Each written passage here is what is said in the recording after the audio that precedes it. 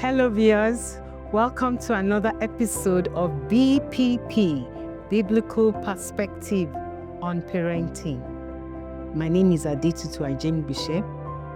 Thank you. We have been talking about love and love as a parent from a transformed heart, a heart that is transformed by God's love. You're accepting God's love. So we're also going to look at some of those heart issues that we as parents should also look out for. We talked about fear-based parenting, that is, not allowing our parenting to be driven by anxiety or fear, but rather by faith. And then we also talked about performance-driven love.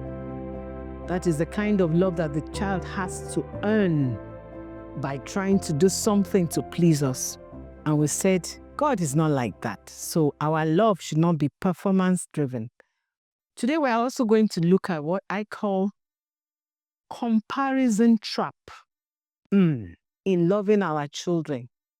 No two children are the same, even identical twins.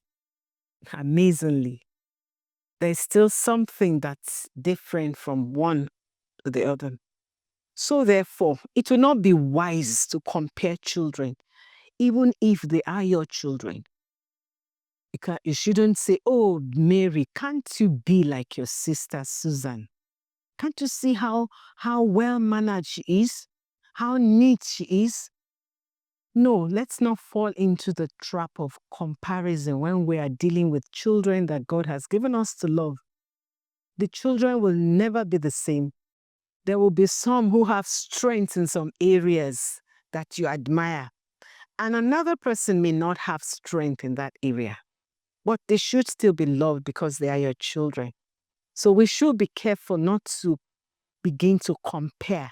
There is a scriptural passage that says, comparing themselves with one another, they became foolish. There's no point or basis for comparison. Some children are gifted to be good at sports. Others are gifted with their hands. They can play, they can fix things. They love working with their hands. Others are gifted cerebrally. They can think. They are brilliant and smart and intelligent. There's no point comparing the one who is good with his hands, but who may not just be very intelligent with the other.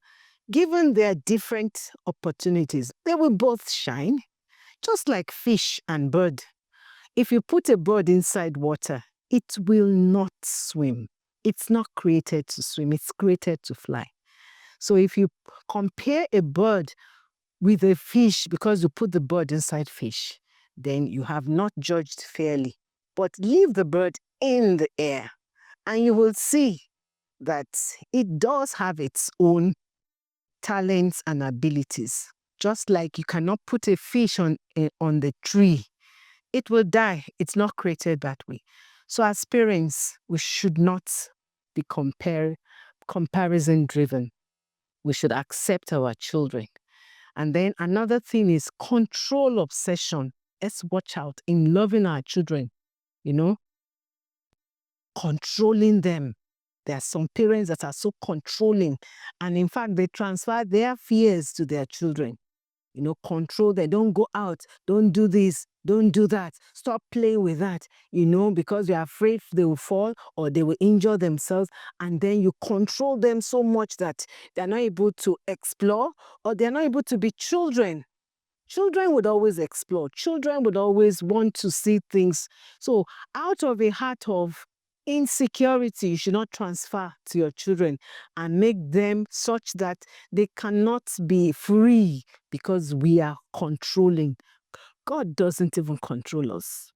If he was a controlling God, I guess the whole earth will be full of the fear of God. But God graciously loves us and has given us a free will and helped us. He has put boundaries, has put laws, but he gives us the choice. So allow your children to be children. Don't peg them down through controlling tendency. So I have an assignment for you today as parents. as we end this part on loving, what about writing a love letter to your children? Each of them, just telling them and assuring them of your love. Would you do that? And then practice say, I love you to your children. I know in this part of the world, culture and many things restrict us from showing affection physically or openly. But as a parent, let your child feel secure in your love for them. Tell them you love them. Hold them. Hug them. Speak good words to them. Bless them. Show physical that you love them. God bless you. Till next time, stay wonderful.